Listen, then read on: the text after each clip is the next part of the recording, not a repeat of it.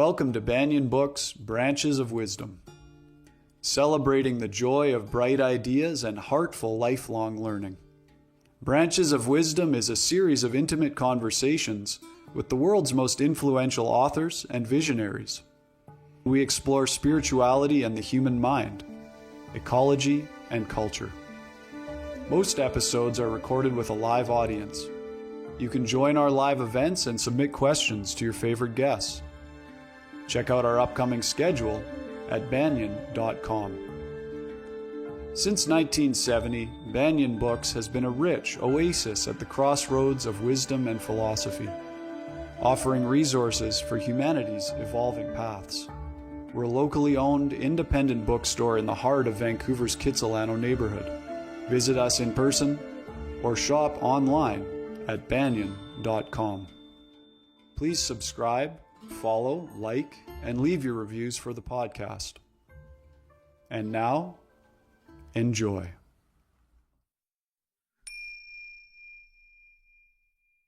Hello, everybody. Welcome to the Banyan Books podcast. I'm your host, Ross McKeechee. Really excited that today we're joined by a special guest, Elizabeth Earnshaw. Over the last decade, Elizabeth Earnshaw has become one of today's most trusted relationship teachers, who has helped to transform countless relationships. Elizabeth received her master's in marriage and couples therapy from Thomas Jefferson University. She is a Gottman therapist, a licensed marriage and family therapist, and a clinical fellow of the American Association of Marriage and Family Therapy, where she trains and supervises therapists as an approved AAMFT supervisor.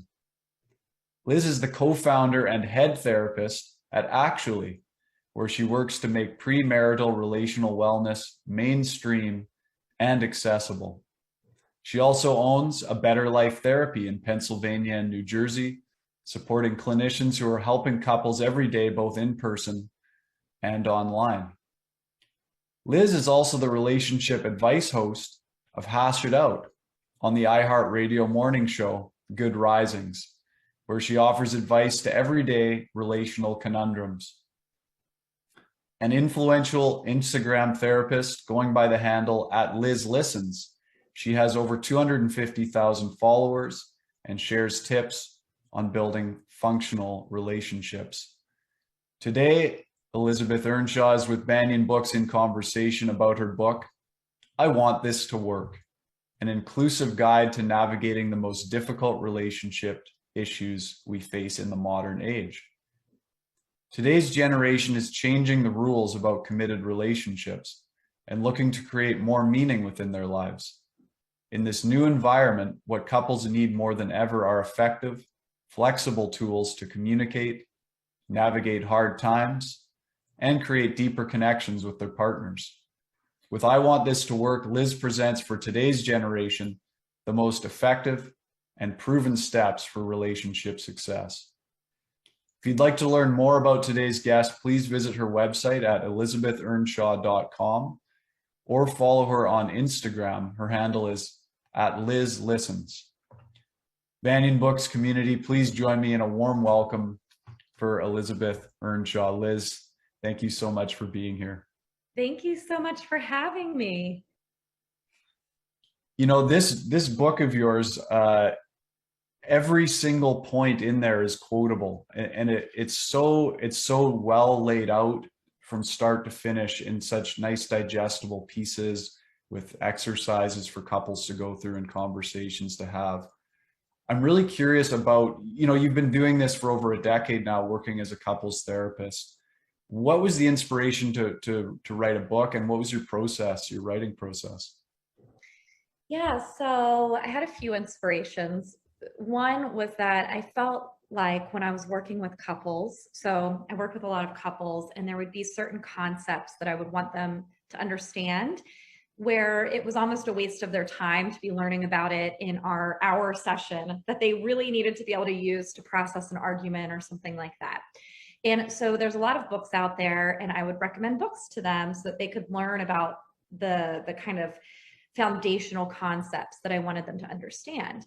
However, they would have to read like 20 books in order to understand all of these different concepts that were siloed in different books. So you could read like Attached to understand attachment styles. You could read Hold Me Tight to understand the importance of emotional responsiveness. You could read any of Gottman's books to understand about communication. But most people who are going to couples therapy have very busy lives and have a lot going on, and they're not necessarily going to read 80 books during that process.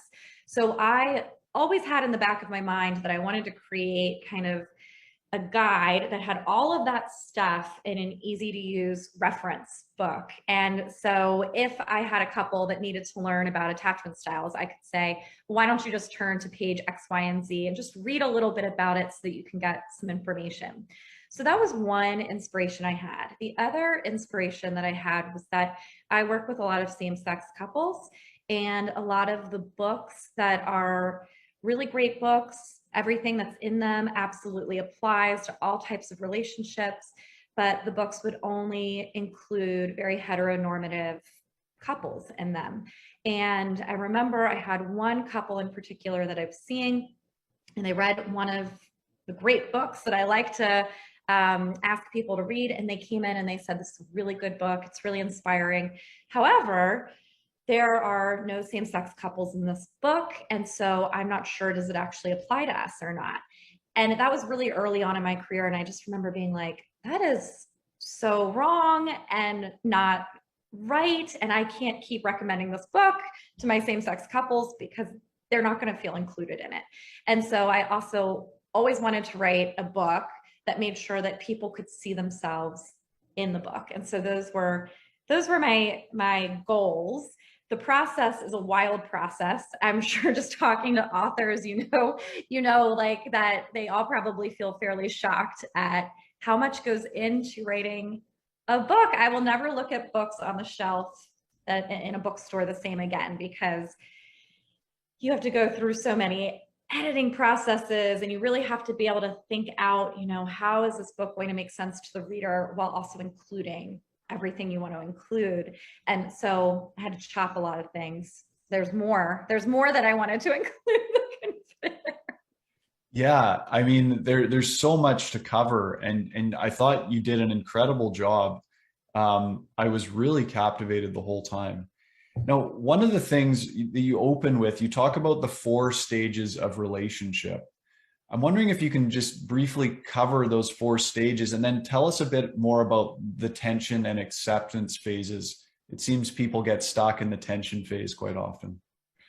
Yeah, so when we're moving through relationships, we're often in different stages within these relationships, and they are somewhat linear at first, and then after a while we kind of move back and forth. And so those 4 stages, we kind of start off in this, you know, what a lot of people call their honeymoon phase. And in that stage, you are being flooded with hormones that make you really want to bond with the other person.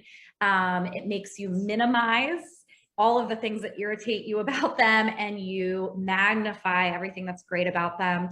So if you can think back to any of your relationships, and this isn't just romantic, this is like our friendships too, where we're like, yes, I want to go to every single yoga class with this new friend I met, and we get coffee all the time, and they're funny and they're easygoing and da da da da da. And so we're really trying to bond with this person. And in order to do that, because we're social creatures, our body does a lot of wild things to help us to do it. Now, what then starts to happen as we get to know somebody is we face stress with them. And that stress can be stress that is resulting from a happy event. So it might be that you get engaged, or you are getting married, or having a baby, or buying a house, or you got a new job, or whatever, like these exciting events.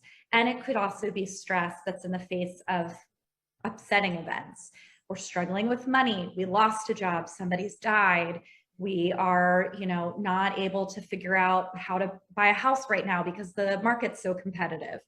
And when that starts to happen, we really have to reckon with who the other person actually is. And we start to recognize that they're not us. which is a really hard thing for humans to recognize, is that their partner doesn't think like them, doesn't navigate situations the way they navigate situations. And in this realization phase is what I call it, people tend to start to say things like, I would have never done that. That's not how I would have dealt with, my friend's mom's death. I would have sent a card and you should have sent a card. And that's not how I would have invited people to our wedding. And so people start to, in this phase, get frustrated with who the other person is.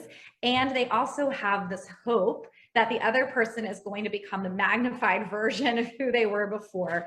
What happened to you? Who am I in a relationship with? You used to be so fun, and I don't know if I feel that way anymore. Now, in this stage, some people break up. Some people they go back and forth between like idealizing each other and really realizing who they are. And then other couples move into a tension phase. And this is where they're kind of fighting about these differences all the time. And they get gridlocked and they don't really know where they're going to go from there. Again, some people break up here.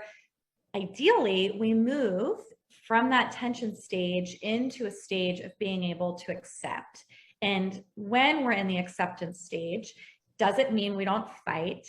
It doesn't mean the other person doesn't irritate us. But what it does mean is that we tend to stop using language like, you really should do X, Y, and Z, or I thought that you were a person who did this. And we actually start to feel disappointed less in the other person because we see who they are and we navigate our conflicts and our frustrations with each other based off of that acceptance rather than like this constant tension, denial around who we each are. Wonderful. One of the things I love about your book was just reading it. I felt like a settling into my body, like, the feeling of what it would be like to be, in a relationship that actually puts into action these tools. And you talk about the 3 R's of relationship and you refer to them throughout the book. Can you tell us about the 3 R's and why they're so important? Yeah. So when I have been working, when I've worked with couples, what I've found is that regardless of which like theorist lens you're looking through when it comes to relationships, they're kind of all saying the same thing over and over and over again, right? If you look at what Sue Johnson talks about, she's always talking about emotional attachment, attunement, and being connected. When Gottman is talking about couples, he's talking about the importance of somebody wants your attention. He calls it making a bid, that you turn towards the bid and you respond to the bid. So you could pull up a million different people, but they all talk about the same things. And what they talk about is they talk about the importance of responsiveness, which means I attune to you. I notice that you exist. When you try to connect with me, I connect with you. And I believe that you will do the same for me. And to go even further, I'm able to do that with myself in a healthy relationship. So I can respond to my own feelings and my own needs, and I'm present with myself. The other thing that is super important in relationships is respect, right? If we don't have respect in our relationships, which at a baseline is saying, I think that you're a worthwhile human being, I like you, I value you, I'm going to treat you with positive regard, then our relationships are not going to feel like a safe place to be. And if our relationships are not a safe place to be, we can't do the important things. We can't play, we can't be vulnerable, we can't resolve conflict very well. Because if I don't feel like you respect me, then I'm going to go into our conflicts with that belief. And that's either going to cause me to want to fight with you all the time, or it's going to cause me to really pull back and not really express what I need to express. And then even further, I can't respect myself if I'm in a relationship where I'm not respecting or being respected. And the third thing that's really, really important is reliability. And reliability is the ability to trust, right? And if we can't trust the other person, then we're always on the edge of our seat. We don't really know what's going to happen. And our relationships, they can't flourish because we can't make goals. We can't plan. We're always wondering, like, are they going to be there for me or not? And reliability isn't just about what's written on paper. So it's not just, oh, okay, well, we're married or we live together or whatever it is. It's being able to kind of consistently predict most of the time what's happening in your relationship.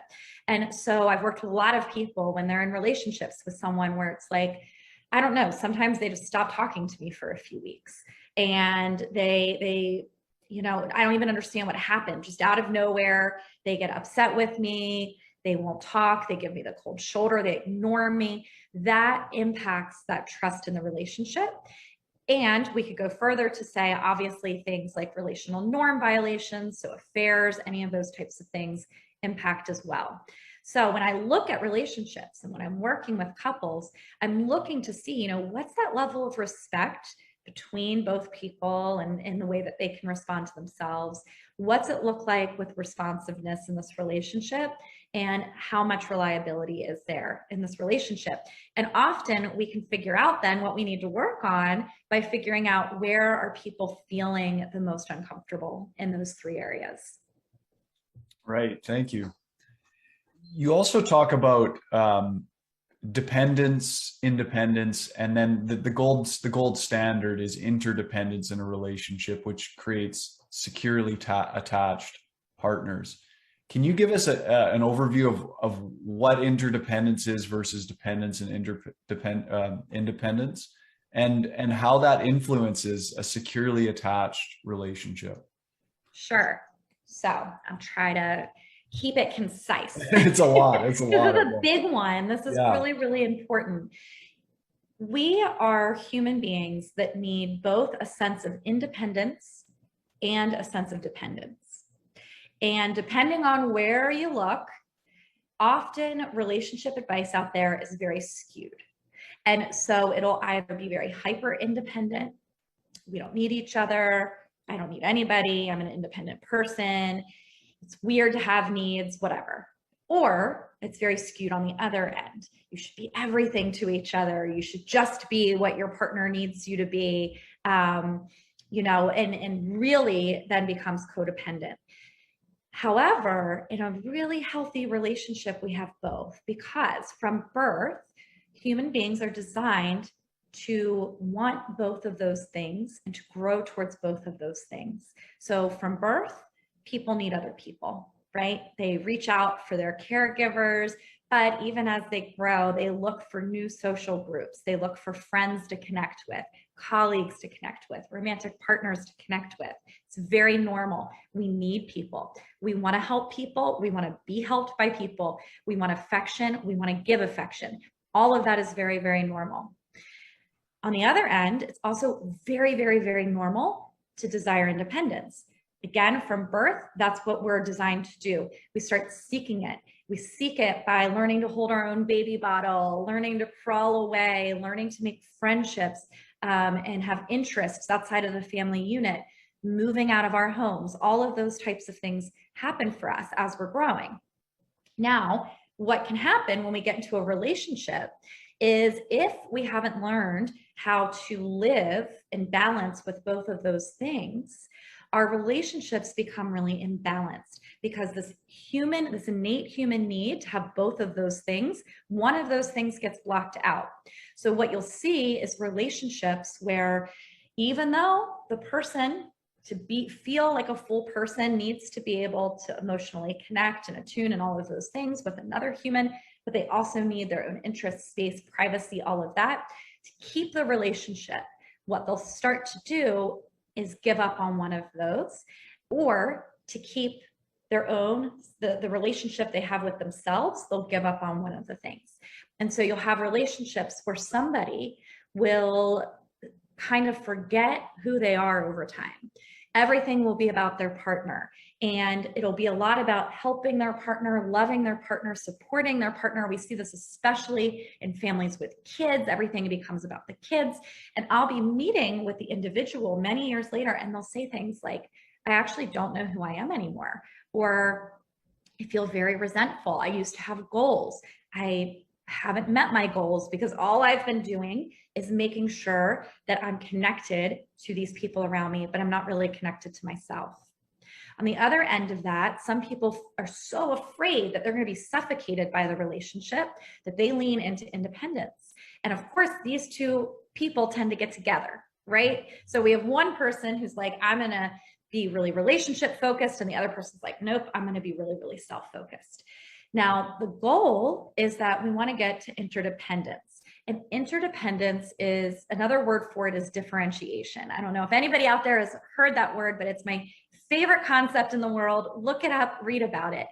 Differentiation is the ability to, when you are with other people, to be able to hold them in sight, to be able to care about them, be curious about them, want to have compassion for them, want to support them, all of those types of things, hear them out, take their influence, all of that, while also being able to hold yourself in mind. So it's the ability to see yourself and see others. And that is a muscle that a lot of us don't have. A lot of us struggle in our relationships to hold both. So interdependence is when we build a relationship where we're able to hold both of those things in sight.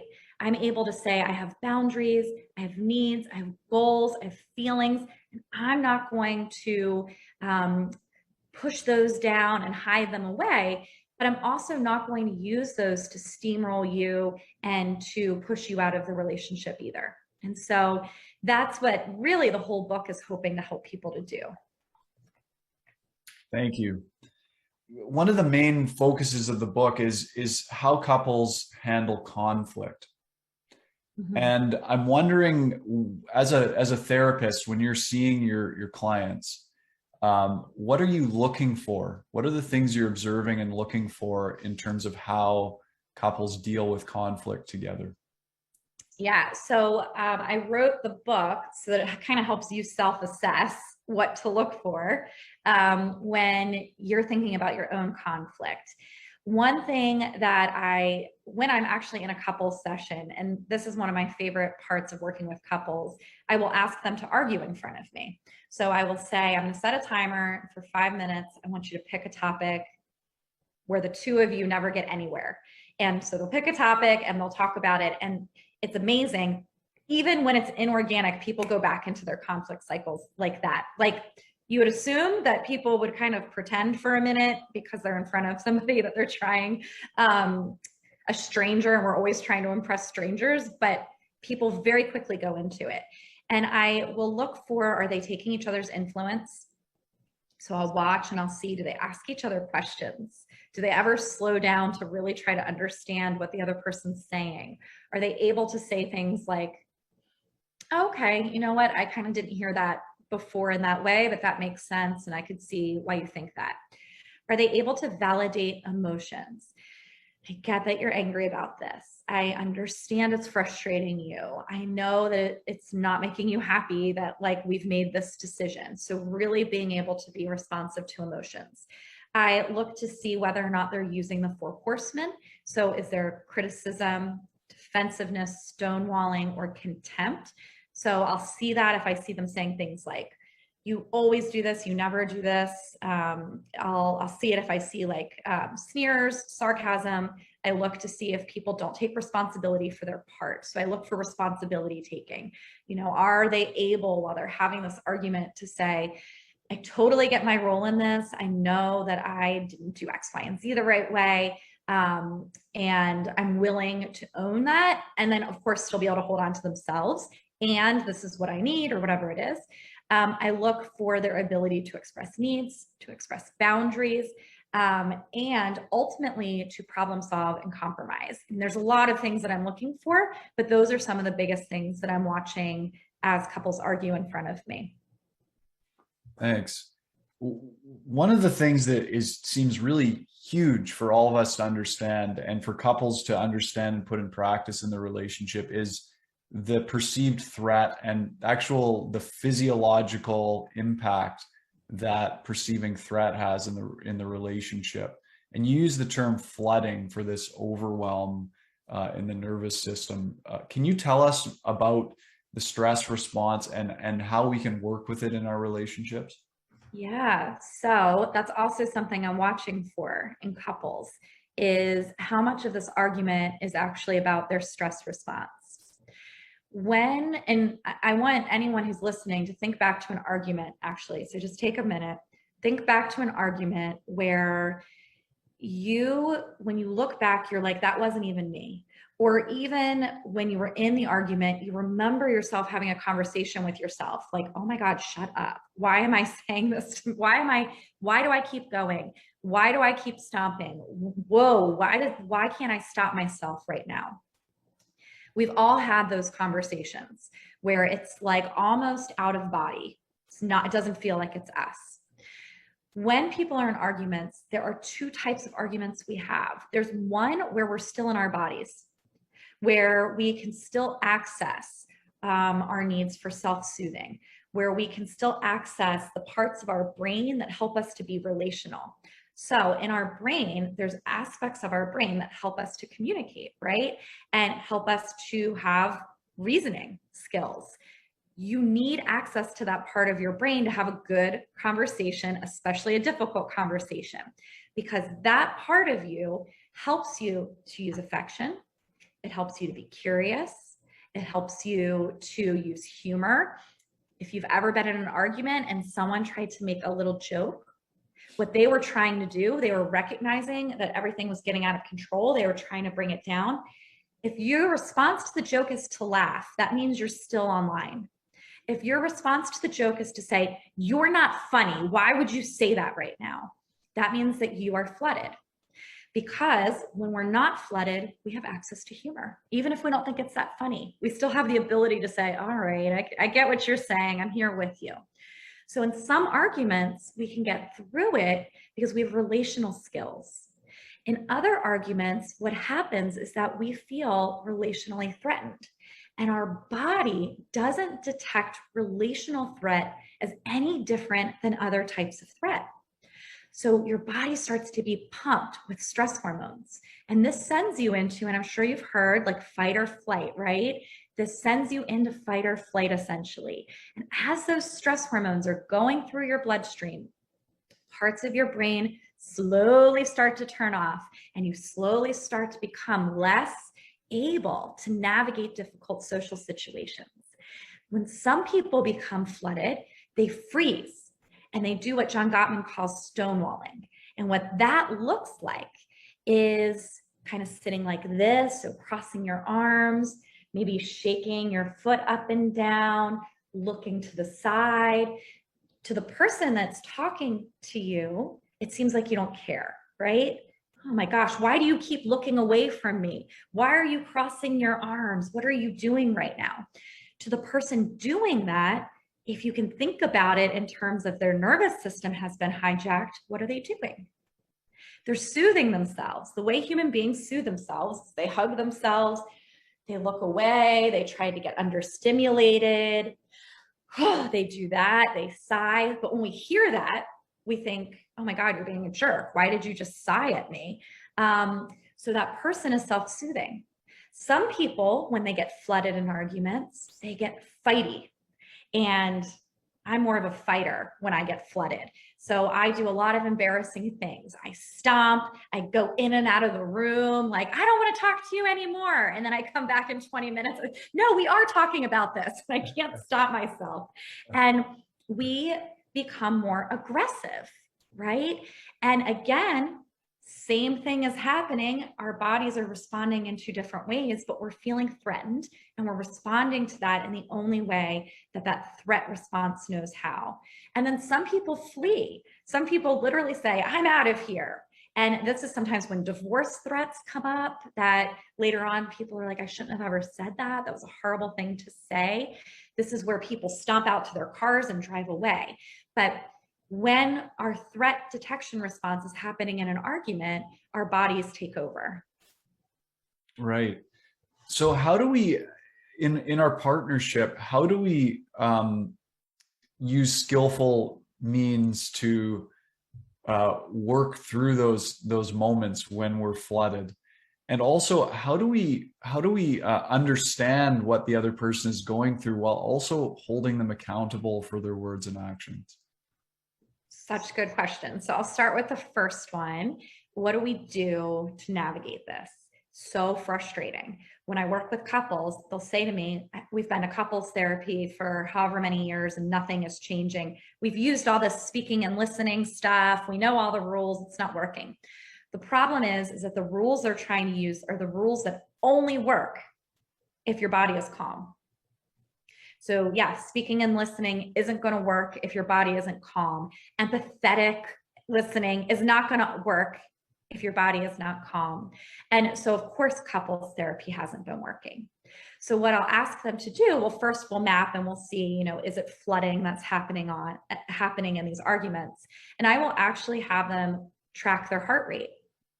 And so I'll ask them, next time that you're in an argument, I actually want you to look at your Apple Watch, or I want you to put something on your finger.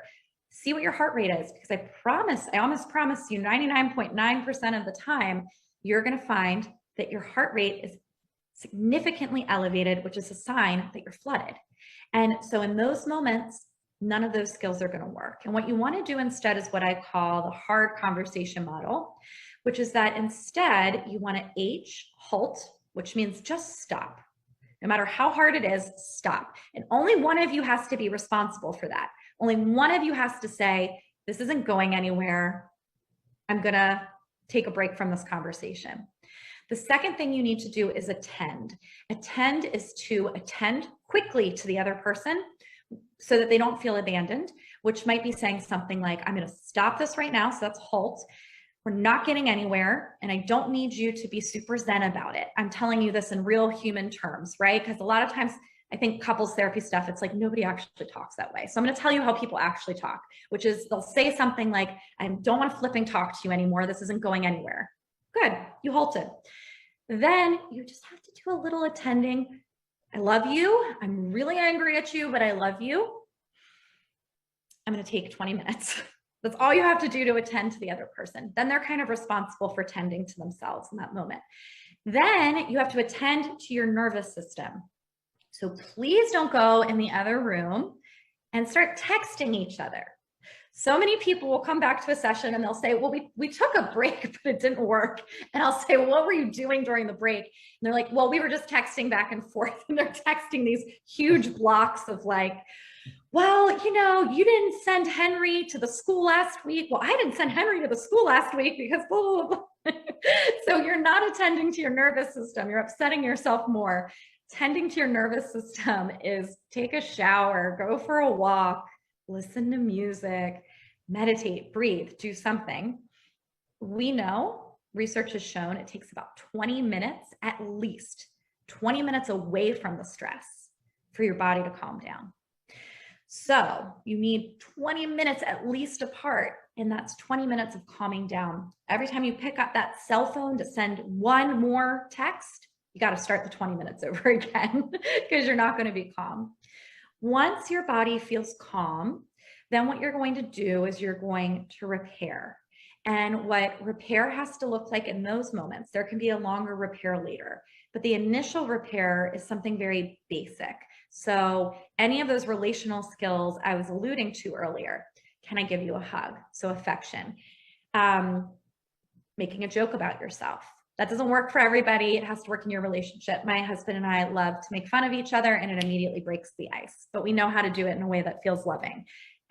Repairing by saying, sorry, I don't know why I was yelling like that. Can we talk? Repairing by taking responsibility. Wow, I really need to work on X, Y, and Z. So you quickly repair. And then what I encourage couples to do is to find a time to debrief. And what debriefing looks like is sitting down and spending a little bit of time talking about what happened. Talking about what happened does not mean that you're talking about all of the things you were talking about. So don't immediately go back into Henry's schooling, if that's what you were arguing about. You're not going to say, well, this is what I said, and this is what you said, and this is what I want.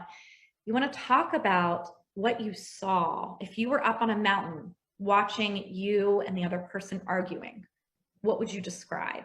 And it can be really powerful to say something like, you know, I'm really upset about what just happened. I remember coming into the kitchen and I was trying to talk to you about something really important. And I think I saw you roll your eyes at me. And when you did that, I noticed myself getting enraged and I started yelling at you and da da da da. And a really important part of the debrief is thinking about, what do I need to know about myself to make sure this never happens again? Not what do you need to know about the other person? What do you need to know about yourself?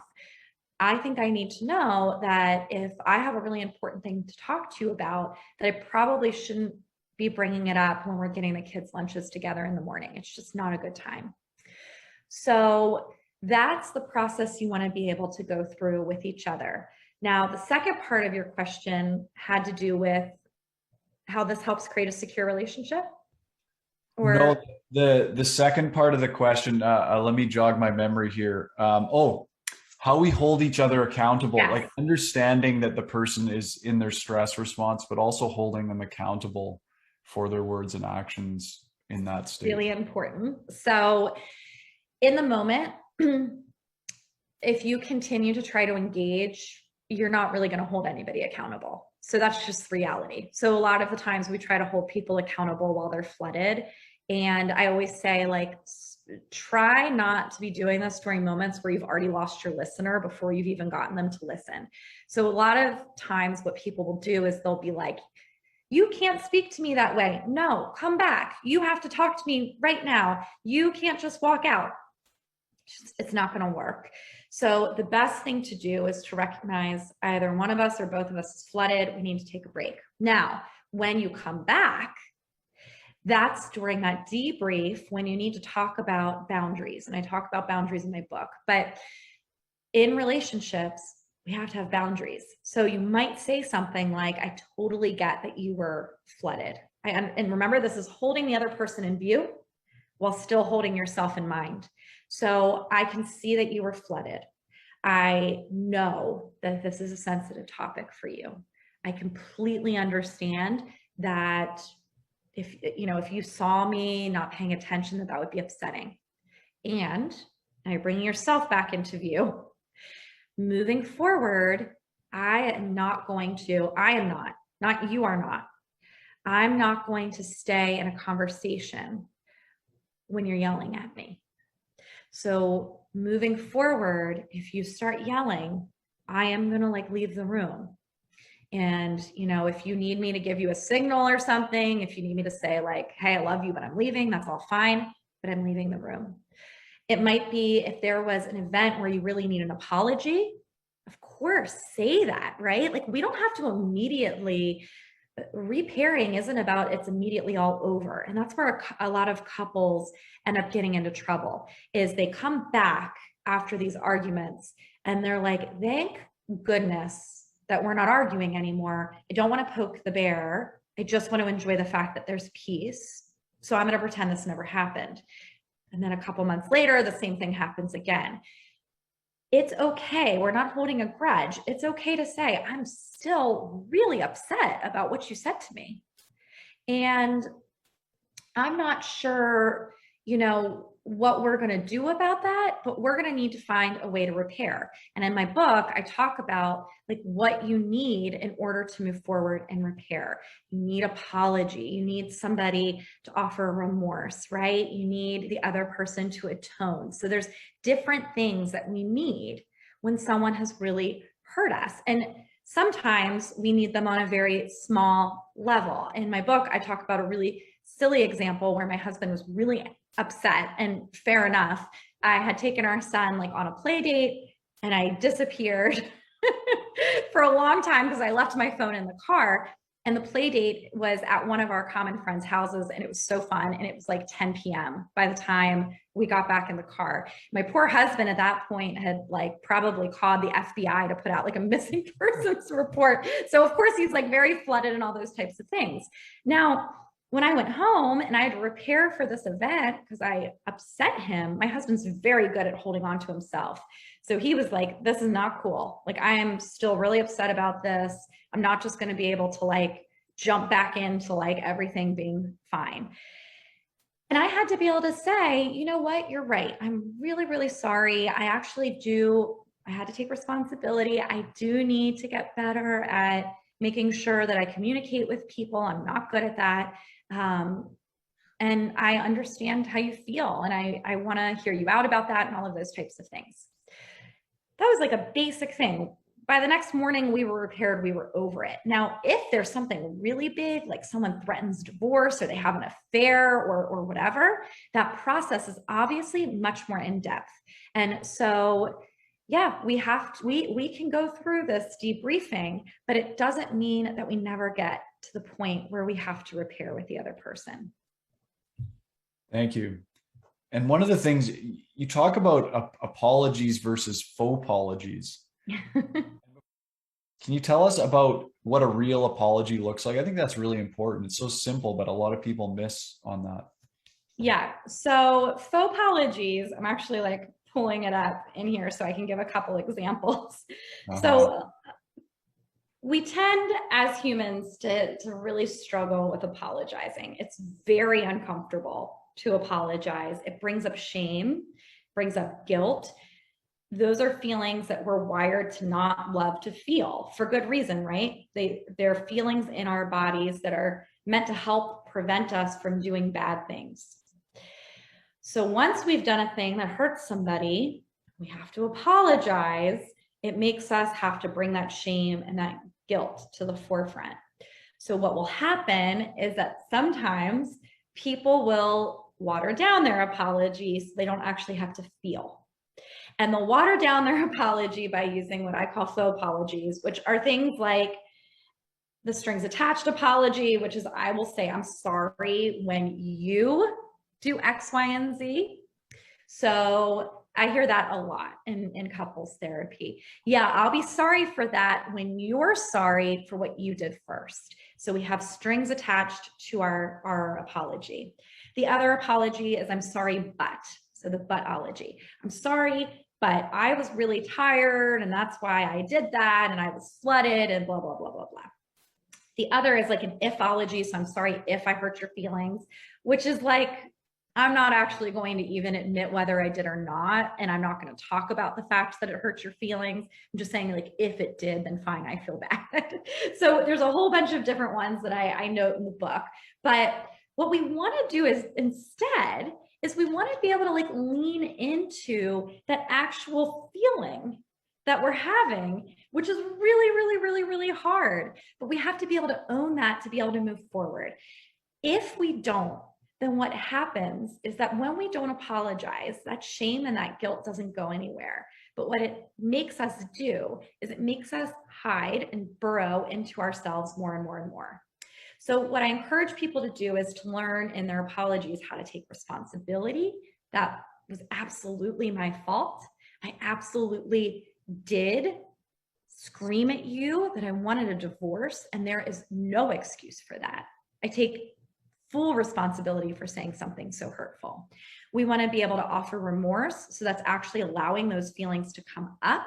So when we stop using the ifs and the buts and the explanations, we feel.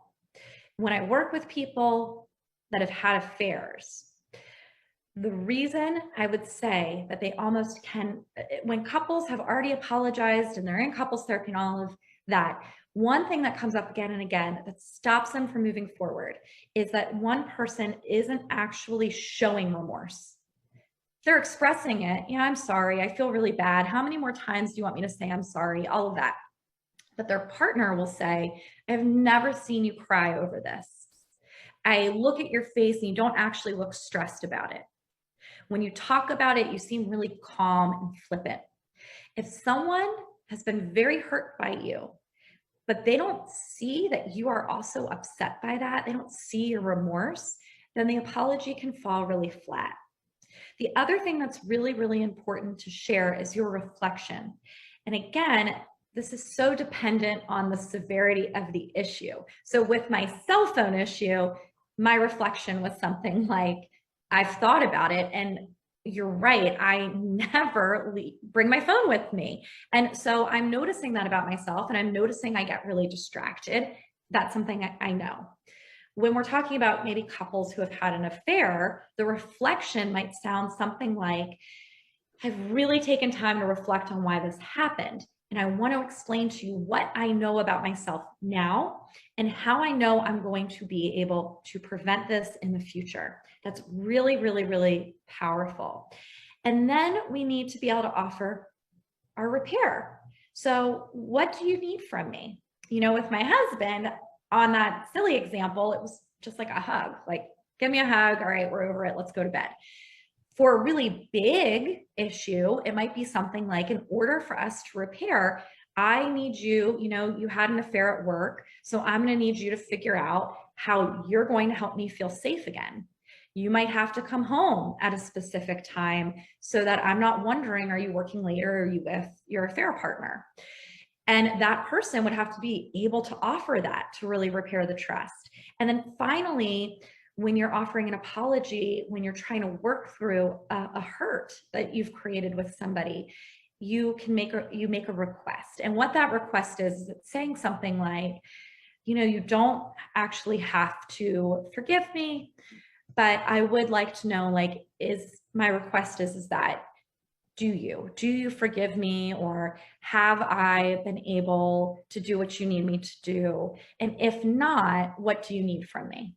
Really being able to extend that to the other person. So the other person can then say, no, this still isn't okay. There's still more I need. Or they can say, yes, you know, I do think that this was helpful and I am able to move forward. Thank you. We've got a question here from Bernadette that really builds on what we're discussing here. Bernadette asks, what if your partner keeps repeating the behavior? They say sorry, you point out that this is a recurring thing, and they say okay, but yet it happens over and over. What do you do? Yeah, so that's a common issue in relationships, and there's no direct answer, but I'll give you a few things to think about. So you aren't going to be able to necessarily get your partner to change. No matter how many times you point it out, no matter how many times you bring up that it upsets you, they have to decide that it's important enough for them to change it or build new habits or whatever. So you have to think, what do I do then when this happens? So if my partner is always 20 minutes late to an event, because of that, I feel embarrassed or I get impacted, I might say, you know what, no matter how many times I point this out, it's not changing. So I have three choices here. Either I just accept that they're a late person, that they're always late, and because of that, we make new agreements in our relationship. I'm going to drive separate. I'm going to take myself so that I'm not impacted by this and we don't have to fight about it, because I accept that you're tardy and it doesn't bother you. And I accept that I like to be on time and it does bother me. So I'm going to go on my own and you can meet me there. So sometimes we accept it because the majority of issues between couples are what we call perpetual issues, which means it's differences in lifestyle. It's just differences in behavior. So I often ask people to reflect on, you know, are there compromises here that are beyond your partner changing? And if so, can you live that way once you get out of the gridlock and the tension of just wanting them to be the way that you are with things? If so, then let's figure those out. Now, sometimes the thing the other person is doing is not acceptable, right? So my husband, even though he still gets irritated, accepts that I suck at my cell phone.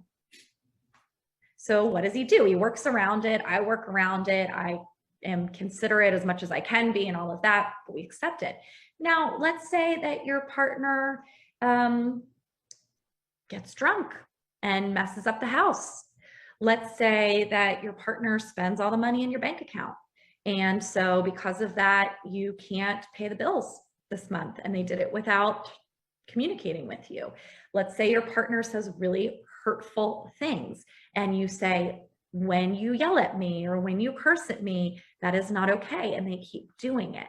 Now, here's some examples of things that just they violate that basic level of security, safety, respect that we need in a relationship.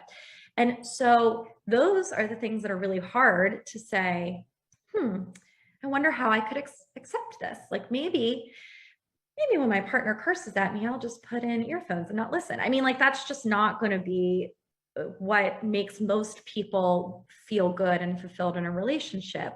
So then your other two options are either that you try to keep working with the person to change it. Always an option. Everybody gets to choose their own path in their relationships. And that might be that you suggest things, that you suggest couples therapy, that you change the way the two of you bring up issues with each other, whatever it is. You make a list of all of the things you're going to change. The other option is that sometimes you get to a point when someone isn't changing and you realize this to me is a core need. And I can't be in a relationship without this core need being met. And because of that, I think I have to end the relationship. So in any given circumstance where the other person is repeating something that bothers us or hurts us, our only three choices are that we accept it and we get to genuine acceptance, that if we can't, we keep trying to figure out a way to change it. And if that isn't working and we can't accept it because it's just not acceptable, then we have to figure out, what do we do to move forward from this relationship? Right. Thank you. There's a question here from Stephen. This is a really interesting question. Stephen says, how can we be in a romantic relationship without clinging or possessiveness? I find it hard to reconcile the Buddhist teaching of non-attachment with love relationships. That's a really good question. So I think that when we think about, like movie love, we might see a lot of clinginess. When you're thinking about interdependent relationships, when you're thinking about differentiation, it's the opposite of clinging. It's the ability to be present. And in the ability to be present, you're not clinging. You're seeing, you're observing, you're responding to what is. And so when you really, really are able to be present with love, not present with control, sometimes what people are calling love is control. I want them to do this. I need them to do this. If they're not here, I'm not going to feel good. It's all about, this needs to be controlled. This situation needs to be controlled. When you really can move into that space where you can observe yourself and what you need and how you want to navigate life, and you can also observe what's going on with the other person, you're not clinging. You're just responding to what's actually happening. You're also recognizing the reality that you're a human being and you're meant to be connected. Being connected isn't clinging. Being connected is being curious. It's noticing how somebody's feeling. It's attending to them when they're having, human need in the moment. And it's also being able to do that for yourself. That's great. Thank you. There's a question from Amanda who asks, what if your partner never sticks up for you? For example, with your mother-in-law or their friends. And when brought up to him, he rarely recognizes there was an issue until I'm completely flooded, and then behaves that change will occur but never does. I think that should say promises or says that change will occur but never does. No. Such a good question. And it is so frustrating when that happens, right? So first, you should tell your partner to read my book, because there's an entire section that will talk to your partner about working on this. When we are in a primary relationship, the job of that primary relationship is to help us feel safe and secure in the world. And so what happens, though, sometimes is that something will be introduced. Well, not sometimes, always. We have something called thirds. Stan Tatkin calls it thirds. If you look at systems theory, calls it the triangle or triangulation. But in our lives, there are constantly thirds, which means that when me and my mom are chatting, there's always the presence of my sisters. They're the thirds, right? And when people create a secure bond with each other, they're able to navigate their relationships as a unit. And what that means is that they say things like, hey, Mom, not Amanda decided, who then we're throwing under the bus, but we decided that this year we're not going to make it to Christmas. we are going to do it at home. Or we've decided that we're going to breastfeed our child. Or we've decided that we're going to sleep train. Or we've decided that we're going to move to California, whatever it is. When you do that, you're presenting a united front to outsiders. Now, when you don't do it, and when you say things like, well, I mean, the reason we're not coming to the holidays this year is because Amanda doesn't really like it there. Then what's happening is that you become the third, you become the bad guy, and they become the unit. And what that then creates is a dynamic of the outside world and my partner against me, instead of me and my partner united in navigating the outside world. It's very common to feel flooded about that and upset by that. And so that makes sense. Of course, I want to encourage, if you do, is that you have to be able to be present with yourself so that you can self-soothe that, right? This is, your partner is going to have to work on that. You need to work on, what do I do with my flooding? And then you and your partner need to work on having a united front. And maybe, you can show curiosity with your partner just to explore, like, what's that like for them? Why is that hard? Are they worried that their parent will be upset? Or do they not feel in full agreement with the decisions you made? And instead of saying that to their parent, can they talk to you about that? But really trying to bring it back to you and your partner, and not making it so much about the other people, is also really important. That's great. Thank you. Sure. Thanks everyone for all of your wonderful questions. We're coming to the end of our time here. And Liz, I just wanted to really thank you for taking the time to speak with us. I want to thank everyone in the Banyan community for being here. Liz, you talk about the importance of meaning making in relationships. And you point to the sort of evolution of relationships from, in the past, being more utilitarian to then being about belonging. And now it's really about this interdependent thriving and supporting each other's dreams in the world. Can you just, maybe we can close with giving us a little bit of an idea about the modern relationship and what it's all about? Absolutely. So this is one of my favorite parts to talk about because it's really touching. And when couples are having a tough time, sometimes it's because they feel very disconnected from this part. When couples are thriving, and I'm talking to them, in therapy, what we find is that they talk a lot about why their relationship is meaningful to them. And the meaning aspect of the relationship can really help us to navigate life together, because even when we're in conflict, we keep coming back to why it's meaningful to us. And there's a lot of different ways that in our relationships we create meaning. Sometimes we feel meaning through a shared purpose. So we feel meaning because we have this purpose together of raising our children. We have a purpose together of being activists. We have a purpose together of being healthy, whatever it is, but we have this shared purpose.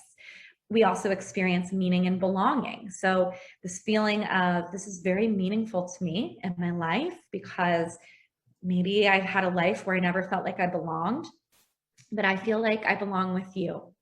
We find meaning in moments of transcendence. So we find meaning individually that way. We also find it with other people. When you're with yourself and you look up at the stars and you kind of feel overwhelmed with it, that's meaningful.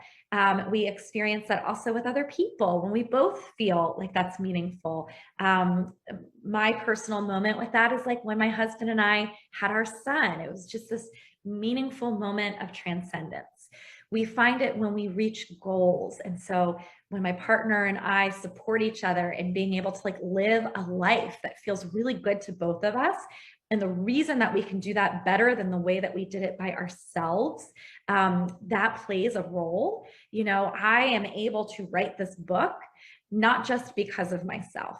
I'm able to write this book because in reality, I had a partner who was supportive of me, who helped me to write it, who let me think things through. That's meaningful. And we also experience meaning in our storytelling. And so our relationships are often a story that we tell. And that story helps us to make sense of our life. And so when we have a healthy relationship, there's so much meaning in being able to tell a story of how maybe before we met each other, things were hard for us, or maybe before we met each other, we felt lonely, or maybe we had been abused in the past.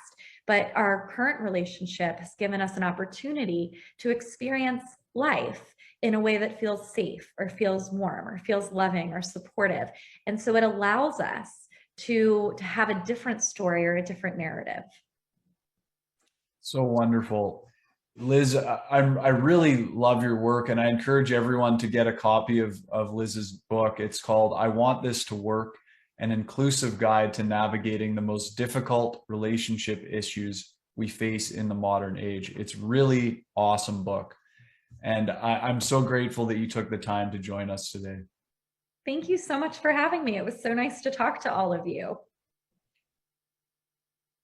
Take care.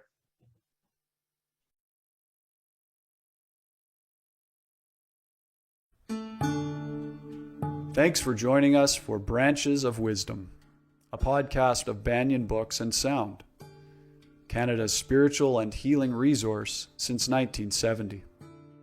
Our podcast producer is Jacob Steele. The show is edited by Abdo Habani. And I'm your host, Ross McKeechee. Watch all our conversations on YouTube by searching for Banyan Books, or listen on your favorite podcast platform. Please subscribe, follow, like, and leave your reviews and comments. We love to hear from you. For all our live events, books, and more, visit us at banyan.com.